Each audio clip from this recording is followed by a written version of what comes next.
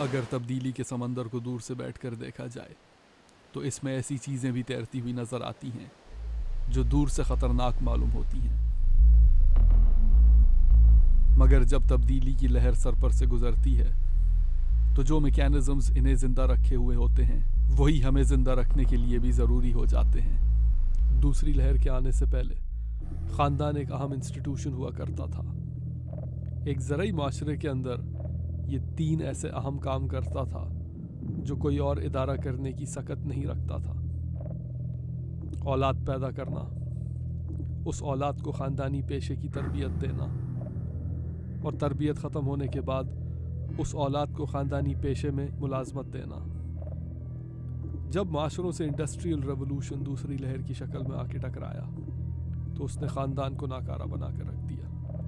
صنعتی انقلاب نے کاروباری تربیت خاندان سے چھین کر اسکولوں اور کالجوں کے سپرد کر دی اور ملازمت دینے کی صلاحیت ضبط کر کے کارپوریٹ سیکٹر کے حوالے کر دی۔ یعنی صنعتی معاشروں میں خاندان اولاد کو پیدا کرنے کے بعد ناکارہ سے ہو جاتے تھے، ان کی باقی ذمہ داریاں دوسرے ادارے چھین چکے تھے۔ اور جب انسانی معاشروں نے اپنی اقدار کو دوسری لہر کی مناسبت سے تبدیل کرنا شروع کیا تو ان پر تیسری لہر آ کر ٹکرائی۔ ٹافلر سمجھتے ہیں کہ تیسری لہر کے معاشرے میس موبلٹی پر انحصار کرتے ہیں، یعنی انسانوں کی ایک جگہ سے دوسری جگہ ہجرت جو وہ زندگی میں بار بار کریں گے۔ تیسری لہر کے معاشرے اپنے ساتھ ڈسپوزیبل اشیاء کا سیلاب لے کر آئیں گے، یعنی آپ کا قلم، آپ کا ریزر بلیڈ اور آپ کا فرنیچر سب ڈسپوزیبل ہوگا۔ It's not just things becoming more rapid. نہ صرف اشیاء استعمال کے بعد پھینک دی جائیں گی بلکہ انسانی رشتے بھی کچھ اسی نوعیت کے ہونا پڑیں گے۔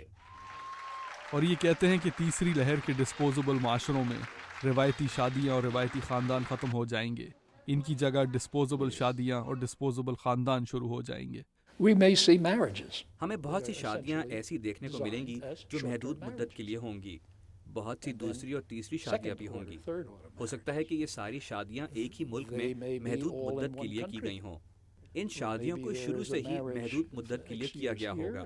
پھر یہ بھی دیکھنے کو ملے گا کہ آپ کی بیرون ملک شادی ہوئی ہے ایک محدود عرصے کے لیے۔ یہ مدت 3 سے 5 سال کی ہو سکتی ہے۔ شاید ان میں سے چند رشتے ساری زندگی قائم رہیں، مگر ہر وقت ایسا نہیں ہوگا۔ میں سمجھتا ہوں کہ ہو سکتا ہے کہ لوگ پہلے سے طے شدہ مدت کے لیے شادیاں کریں۔ Lifetime, but not necessarily. Maybe you say, it's part of the deal. We'll try this out for 4 years. یہ سمجھتے ہیں کہ آج کل کے دور میں جس طرح ہم نوکریوں کے لیے ریزیومیز لے کر پھرتے ہیں جن میں ہماری تمام پرانی نوکریاں درج ہوتی ہیں، آنے والے دور میں لوگ شادیوں کے ریزیومیز لیے پھرا کریں گے۔ ان ریزیومیز میں ان کی پرانی شادیاں ریفرنسز کے طور پر درج ہوا کریں گی۔ It would not surprise me if different countries had different. مجھے بالکل حیرت نہیں ہوگی اگر مختلف ثقافتیں مختلف انداز میں محدود مدت کی شادیوں پر تجربے کریں، مگر یہ آنے والے دنوں میں بہت عام ہوگا کہ آپ ساری زندگی ایک ملک میں نہیں گزاریں گے۔ ہو سکتا ہے کہ ساری آبادی ساری دنیا میں پھر کر روزگار کمائے۔ یہ لوگ مسلسل ایک شادی سے دوسری شادی میں منتقل ہوتے رہیں گے۔ آنے والے دور میں یہ کوئی حیرت انگیز چیز نہیں ہوگی۔ Possible, and I think not regarded as an amazing thing.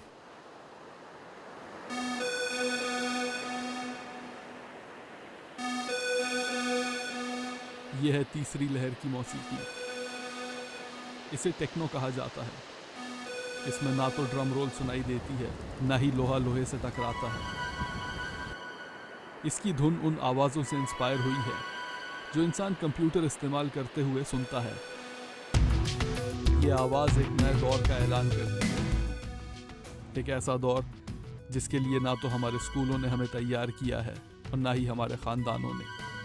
یہ دور شاید ہم سے ایسے انسٹیٹیوشنز کا مطالبہ کرتا ہے جن کا ہمارے پاس آج نام تک نہیں۔ پاکستانیوں کے لیے ضروری ہے کہ جب انہیں ماضی کے بار بار ناکام ہونے والے رویوں کو چھاپنے سے فرصت مل جائے تو وہ سر اٹھا کر سمندر کی طرف بھی دیکھیں جس میں تیسری لہر اٹھ رہی ہے، اور اگر اس لہر سے ڈر لگنے لگے تو اس شخصیت سے بھی کچھ سیکھا جائے جس نے پاکستان کا خواب دیکھا تھا، سر علامہ اقبال۔